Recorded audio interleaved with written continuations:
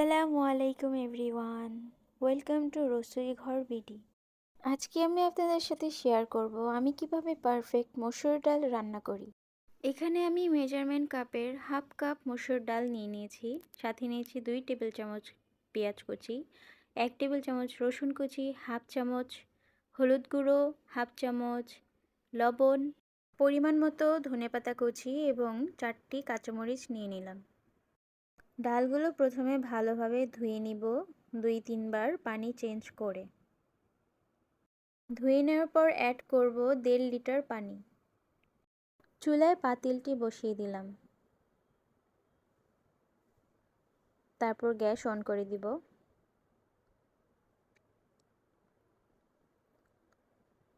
দিয়ে দিব হাফ চামচ হলুদ গুঁড়ো,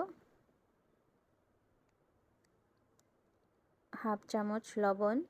মিডিয়াম হাই ফ্লেমে বলক ওঠা পর্যন্ত অপেক্ষা করব।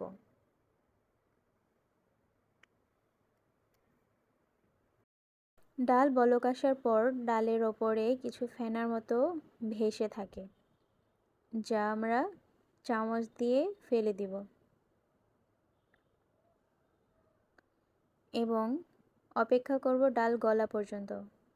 এগুলো আরও 5-6 মিনিট সেদ্ধ করব এবং যখন দেখব ডালগুলো হালকা ভেঙে ভেঙে গিয়েছে, তখন ডাল ঘুটুনি দিয়ে ঘুটে নিব। আমি ডাল ঘুটে নিয়েছি, এখন কাঁচামরিচগুলো অ্যাড করব। 4টি কাঁচামরিচ আমি ভেঙে দিয়েছি। কাঁচামরিচ দেওয়ার পর কখনো ঘুটবেন না, নাহলে অনেক ঝাল হয়ে যাবে এবং বাচ্চারা কখনো খেতে পারবে না। ডালের ঘনত্বটা চেক করে নিব, যদি পানি অ্যাড করা লাগে এরই মাঝে করে নিব। কাঁচামরিচ দিয়ে একটি বলক ওঠার পর ডাল নামিয়ে ফেলব। বাগারের জন্য একটি ফ্রাই প্যান নিয়ে নিলাম। ফ্রাই প্যানটি গরম হওয়ার পর 2 টেবিল চামচ সয়াবিন তেল দিয়ে দিলাম। তেল গরম হয়ে গেলে দিয়ে দিব রসুন কুচি 1 টেবিল চামচ, পেঁয়াজ কুচি 2 টেবিল চামচ,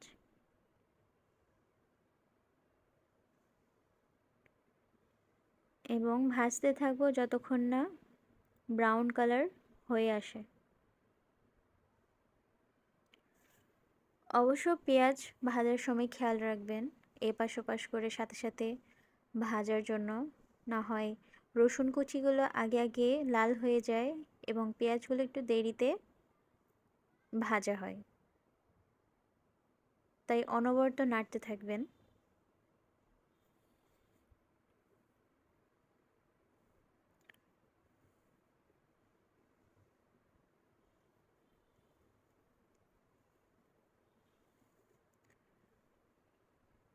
রসুনগুলো আগে ভাগেই হালকা ব্রাউন হয়ে এসেছে।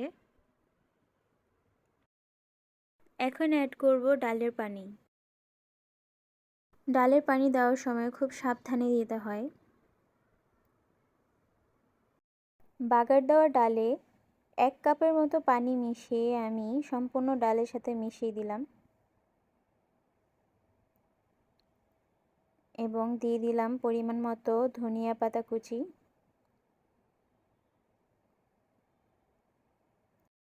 ধনেপাতা কুচি দেওয়ার পর একটু মিশিয়ে দিব ডালের সাথে, তারপর ওয়েট করব একটি বলক আসা পর্যন্ত। ডালে বলক এসে পড়েছে, এখন নামিয়ে নিব। আমার মতো করে একবার অবশ্যই ট্রাই করবেন বাসায়, আশা করি সবার ভালো লাগবে। আজকের জন্য এখানেই বিদায়, আবার নতুন কোনো রান্নার ভিডিও নিয়ে হাজির হব। সবাই ভালো থাকবেন, আল্লাহ হাফিজ।